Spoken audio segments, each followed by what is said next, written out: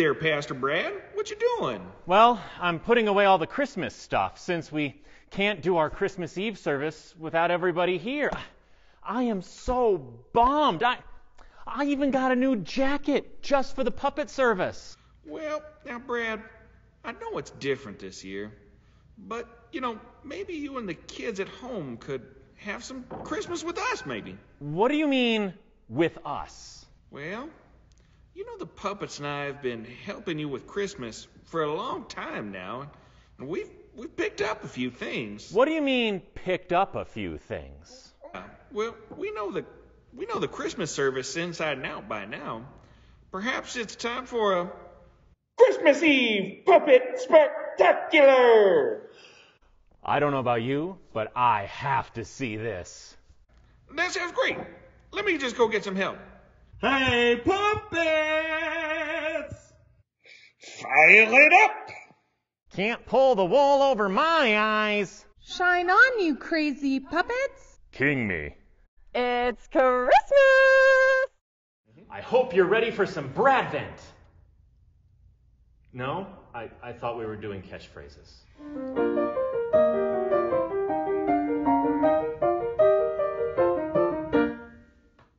Let's start with the candles. We have been lighting the Bradvent leaf. Sacre bleu! Oh, the Advent leaf. All month long. One candle per week. To help us keep track of the time and prepare for Christmas. Could we light a candle and remember what each one means? I can light the first one. This is the one that reminds us of hope. Yes, not to wax poetic, but candle of hope starts out alone in a single flame in a grand world. But it doesn't stay that way, just like our hope is fulfilled through Christmas. The second candle is the candle of peace. The light is now brighter as another flame glows to remind us, in even the difficult moments, God's light appears. God's presence with us offers peace. It doesn't keep life from being hard sometimes, but Christmas invites us to remember that God is with us. That's what the word Emmanuel means. I love watching the wreath get brighter and brighter. Yes, that wreath is lit. The third candle is the candle of love. It reminds us that God has love for the entire world. And I'll go ahead and light the fourth one. And the fourth candle is the candle of joy. The birth of Jesus brings joy to the world, joy we can share in our lives. And now the 4 candles are ready for the last candle. There's a special place in the middle for a candle that represents Jesus. Yes, it's called the Christ candle, and it will arrive again this evening bringing light. In fact, there is a Bible verse that tells us all about the arrival of the light, and I'd love to share it with you now. The people walking in darkness have seen a great light. On those living in a pitch-dark land, light has dawned. A child is born to us, a son given to us, and authority will be on his shoulders. He will be named Wonderful Counselor, Mighty God, Eternal Father, Prince of Peace. There will be vast authority and endless peace for David's throne and his kingdom, establishing and sustaining it with justice and righteousness now and forever. The Lord of heavenly hosts will do this.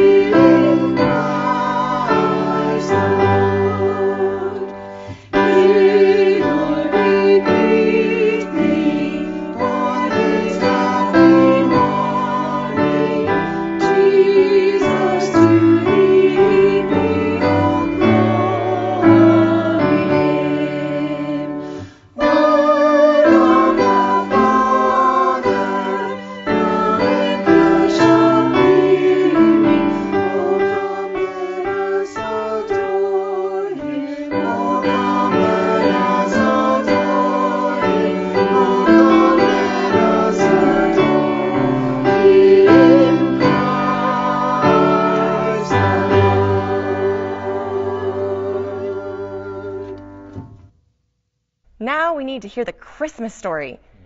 I sure wish the kids were here to read with us. This is a really different year, isn't it? We don't get to do any of the usual things. I miss family and friends, going places. I even miss school.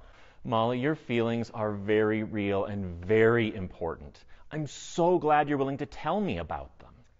Sometimes I worry that I'll ruin Christmas if I talk about my sad feelings. Like, we're supposed to be happy and cheerful. I don't want to be the reason it isn't perfect. You can't ruin Christmas by sharing your feelings, Molly. And Christmas is never exactly what we think it's going to be. In fact, even the first Christmas wasn't what anyone expected. That's one of the reasons hearing the story is so important. It reminds us that God showed up even when things weren't going like everyone expected. So even though Christmas is not what we expected, God's love still arrives for all of us. Thanks for reminding me. Maybe we could call some friends to have them read us the scriptures. That's a great idea. Hi, Erin. Would you read some of the Christmas story for us? I would love to. In those days, a decree went out from Emperor Augustus, and all the world should be registered. This was the first registration and was taken while Quirinius was governor of Syria.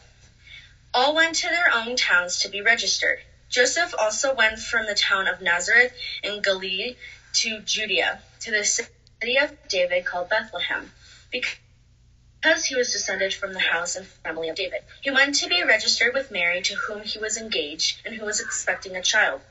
While they were there, the time came for her to deliver her child. And she gave birth to her firstborn son, and wrapped him in bands of cloth, and laid him in a manger, because there was no place for them in the inn.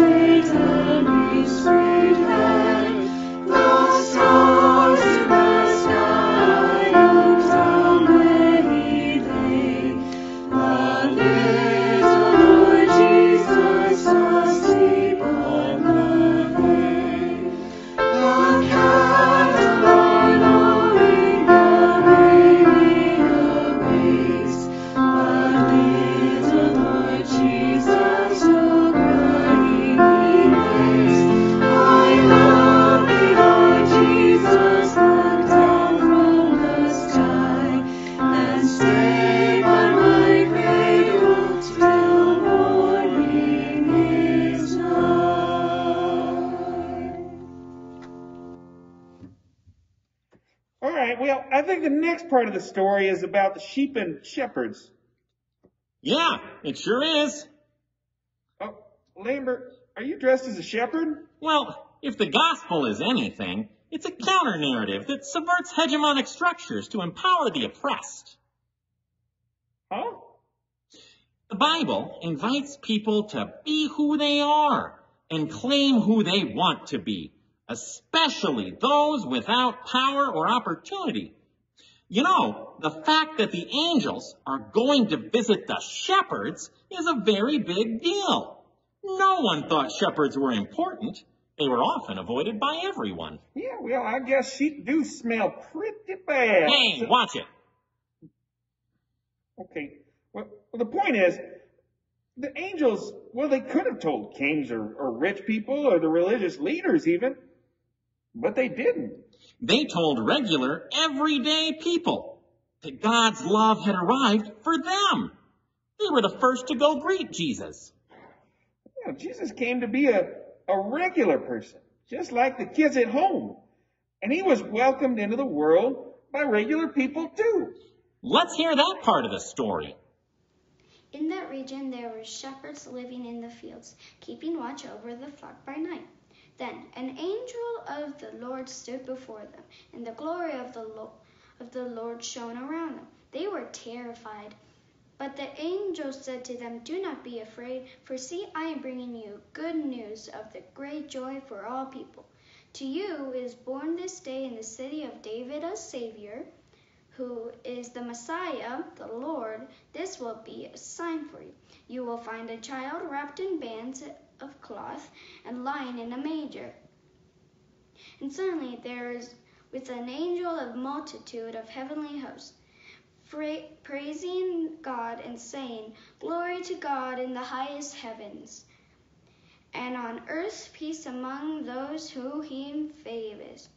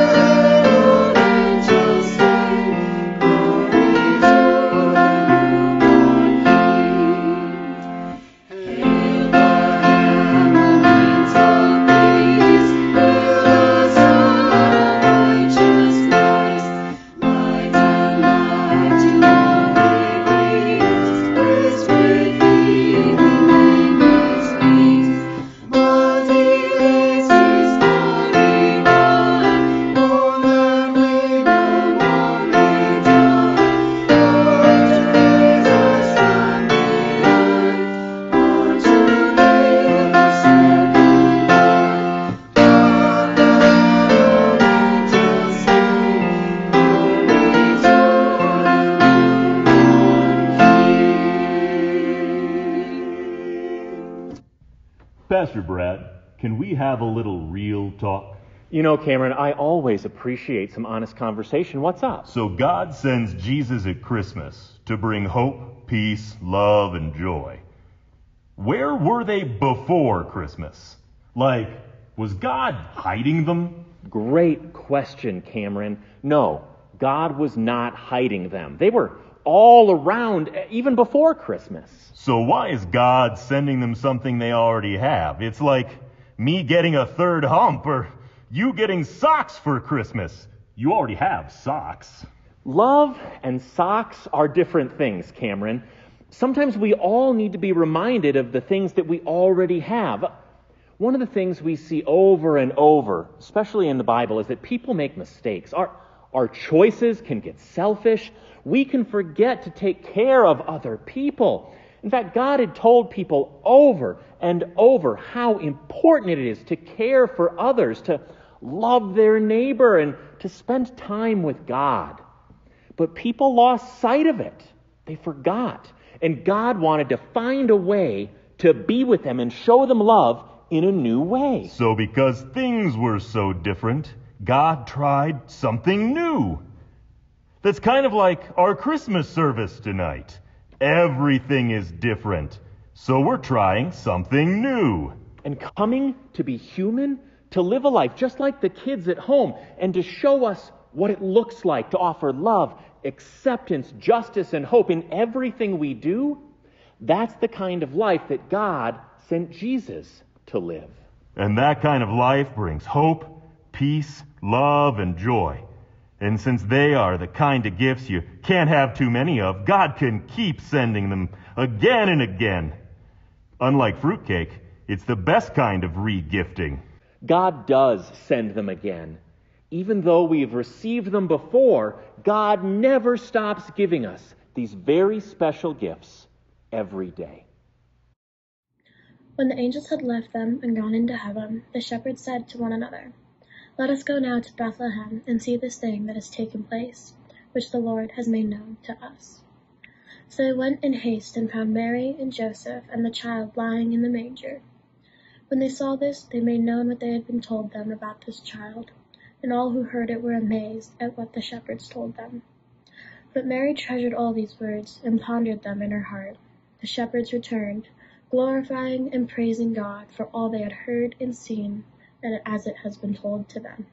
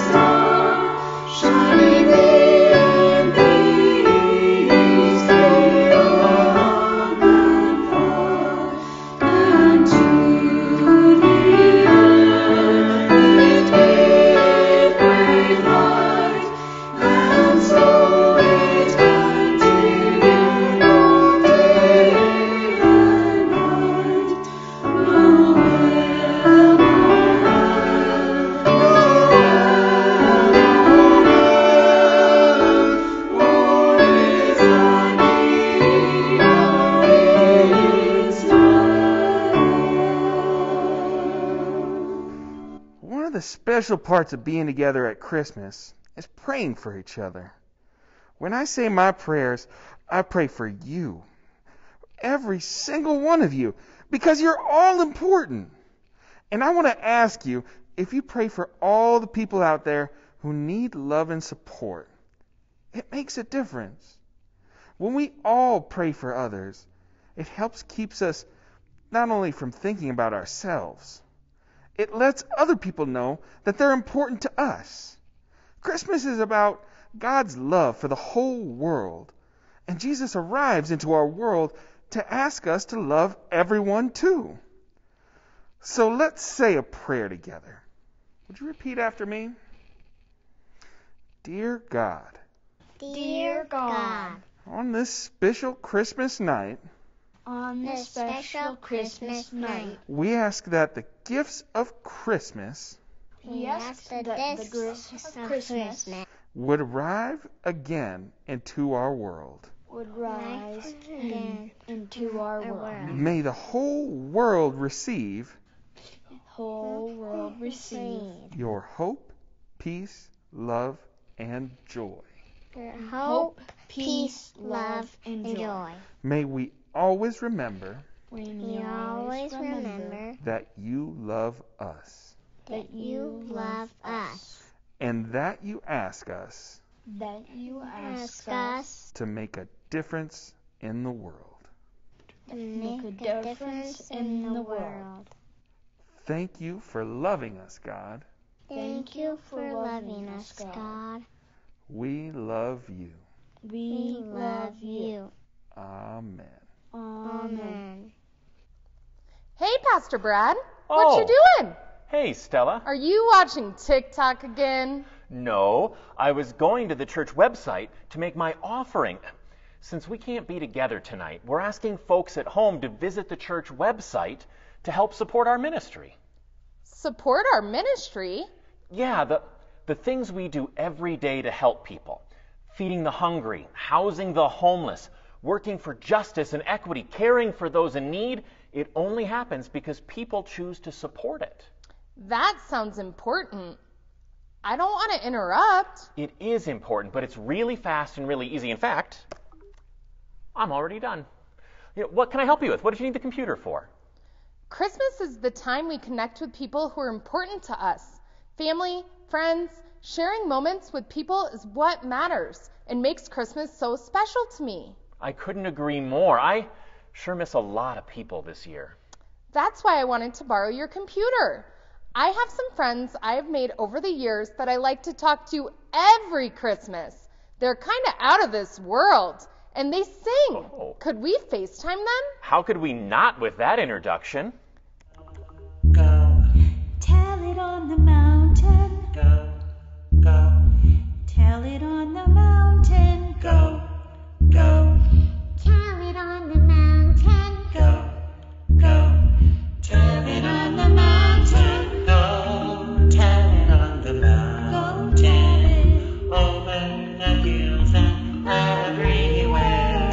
Go. Tell it on the mountain that Jesus Christ is born. While shepherds kept their watching, or silent flocks by night, behold, throughout the heavens there shone a holy light. Go, tell it on the mountain, over the hills and everywhere. Go, tell it on the mountain that Jesus Christ is born. Go, tell it. Tell it on the mountain, over the hills and everywhere. Go, tell it on the mountain that Jesus Christ is born. The shepherds feared and trembled. When low above the earth rang out the angel chorus that hailed our Savior's birth. Go, tell it on the mountain, over the hills and everywhere. Go, tell it on the mountain that Jesus Christ is born. Go, tell it on the mountain, over the hills and everywhere. Go, tell it on the mountain that Jesus Christ is born. Go, tell it. Go, tell it. Go, tell it. Go, tell it. Go, tell it. Go, tell it. Go, tell it. Go, tell it. Go, tell it. Go, tell it. Go, tell it. Go, tell it. That Jesus Christ is born. Is born.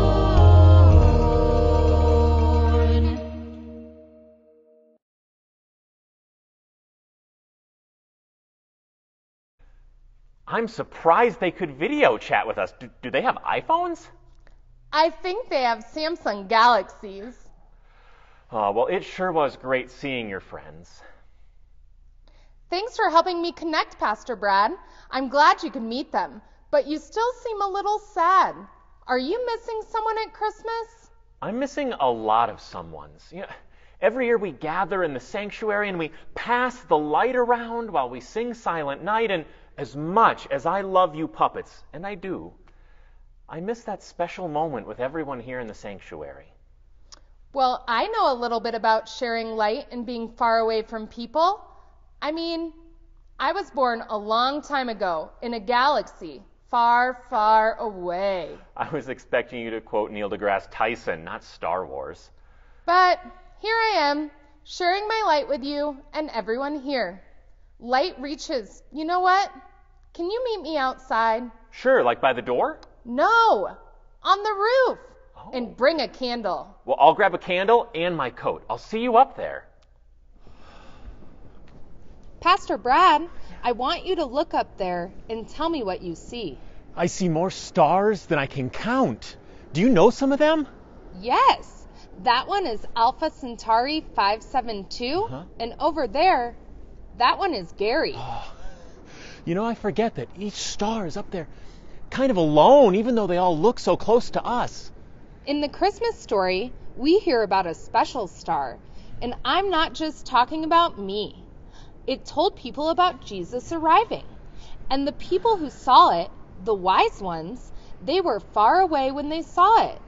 They weren't with everyone on that first Christmas. You know, that's a good point.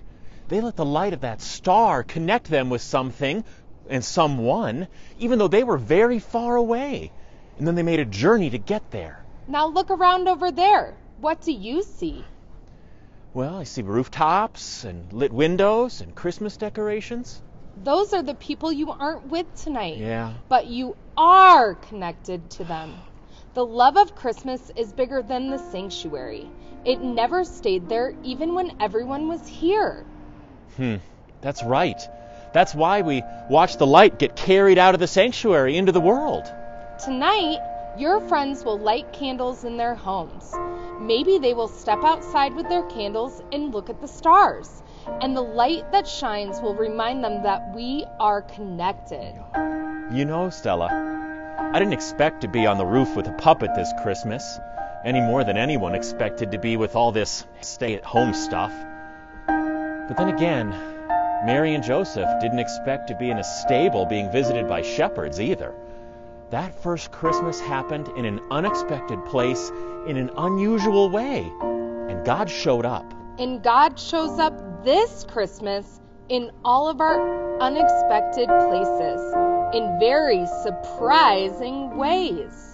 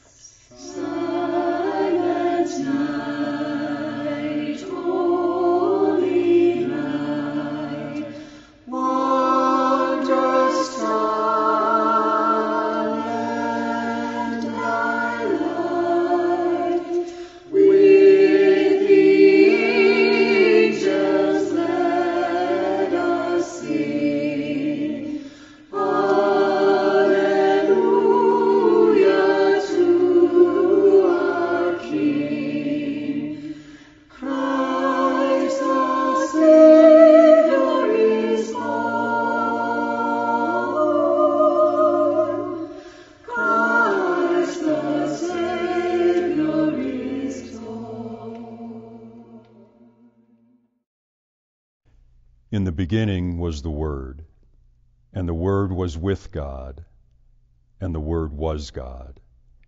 He was in the beginning with God. All things came into being through him, and without him not one thing came into being. What has come into being in him was life, and the life was the light of all people. The light shines in the darkness, and the darkness did not overcome it.